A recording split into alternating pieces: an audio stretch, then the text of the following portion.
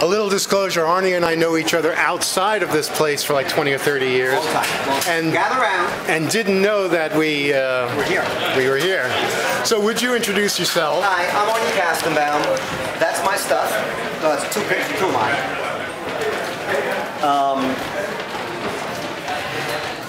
I'll talk a little bit, and then if you guys have any questions, I'll be happy to deal with them. Simple to the technical level.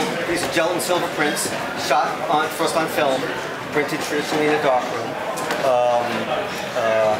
I don't always do white on white. I often do white on white.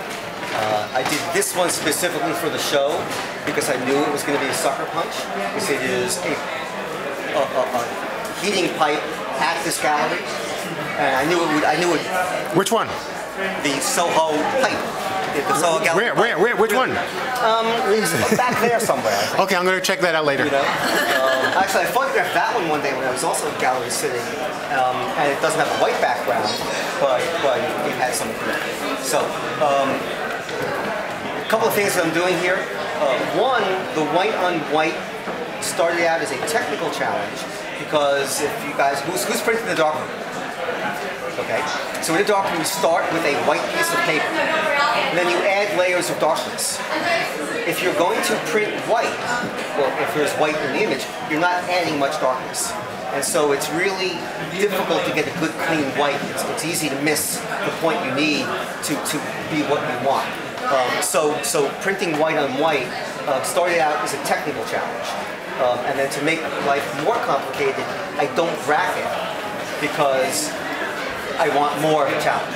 So you'll have to explain bracketing. Okay. You know, bracketing is when you set your camera up, take it, pick the f-stop and shutter speed. That's one combination. And bracket is to add or subtract an f-stop. Add one, subtract one, and this way it gives you a range of exposures. And so if you're off a little bit, and some of the white stuff is kind of hard to do, if you're off, if you bracket, you've got a good chance of getting it right. So you can go up or down, up and down.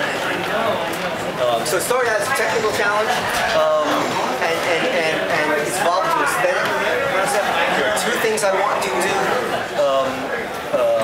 and one is show people that there's an aesthetic in very simple things, and for that I stole a line from a wonderful guy. He said, if you're going to steal from somebody, steal from someone really good, because then it sounds good. So I stole a line from Mies van der Rohe.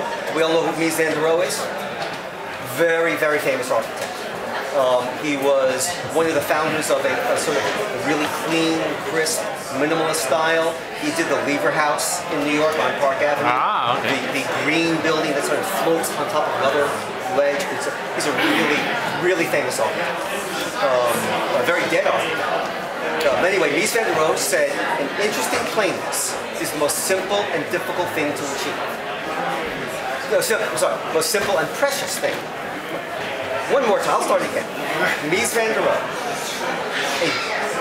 An interesting plainness is the most difficult and precious thing to achieve. So I'm trying to get an interesting plainness.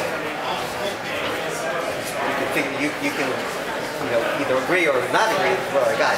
But so it starts out as a technical thing, goes to the aesthetic thing.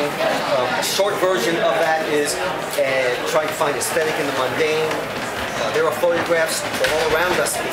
They're everywhere. If you look at them, there's one here, gradation of white, and if I change my angle, I add black. So they're all around. Any questions? Thank you, Arnie. Welcome.